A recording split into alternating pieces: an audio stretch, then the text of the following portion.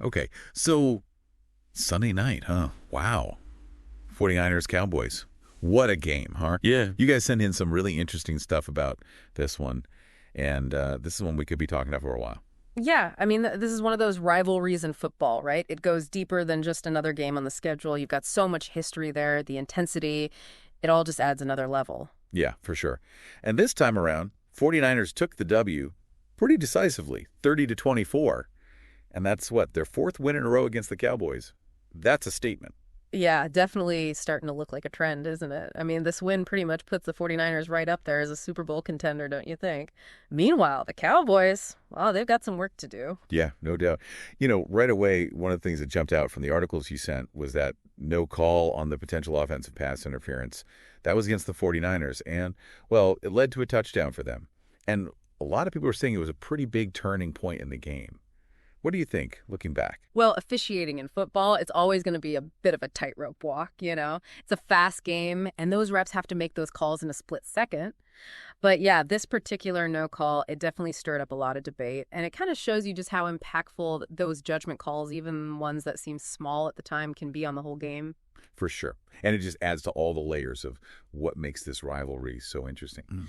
But speaking of interesting, I've got to say, Brock Purdy, he really impressed me in this one. One of the things that stood out in the analysis you sent was that play, that 3rd and long. Yeah. He just threw this deep pass that nobody saw coming, totally shook up the Cowboys' defense. He's playing way above what anyone expected from him. Right. I mean, he ended up 19 for 29, 217 yards, 2 touchdowns. But even beyond the stats, it's the way he handles the pressure, especially against a defense as tough as the Cowboys. I saw one quote from a coach, and he said Purdy's out there seeing the field like a seasoned veteran. Pretty impressive for a guy who wasn't even supposed to be the starter. Yeah, that's wild.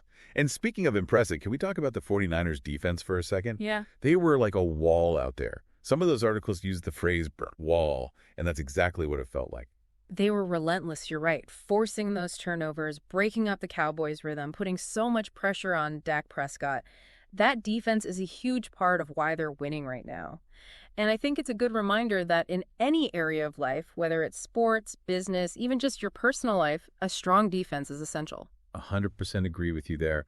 And, you know, we can't forget about the special teams.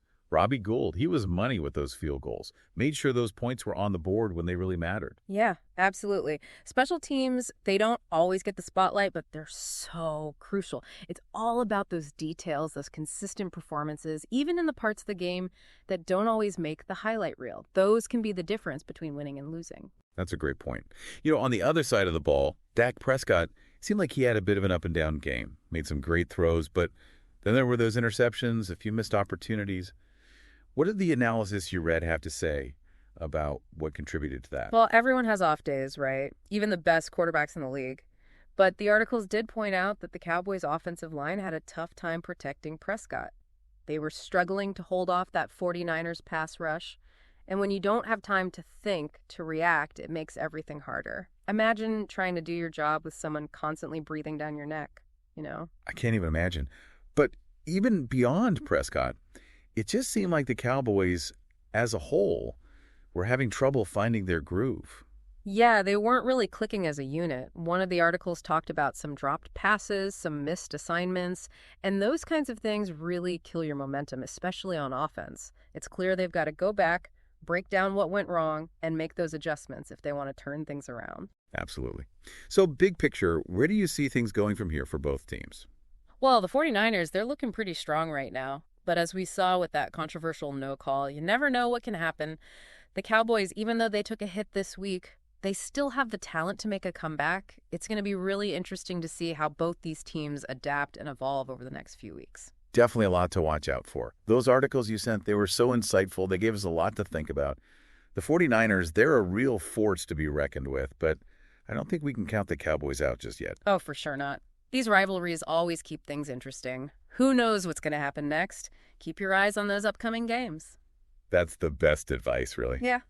Well, until next time, everyone, keep diving deep, stay curious. Today is your lucky day. Today is the day that our $3 website works for you, paying you directly to your PayPal daily. Imagine $3 ongoing continuous payments to your PayPal account. Imagine falling asleep and waking up to $300 in your PayPal account. How would this make you feel? How could this help you? What bills could you pay? What kind of fun could you have? What does that retirement look like now? All for a one-time payment of $3. This website is DFY done for you, fully built and completely hosted, and never stops collecting payments for you. You have spent $3 on coffee on a regular, but that coffee won't help you create multiple streams of income. Click the link below.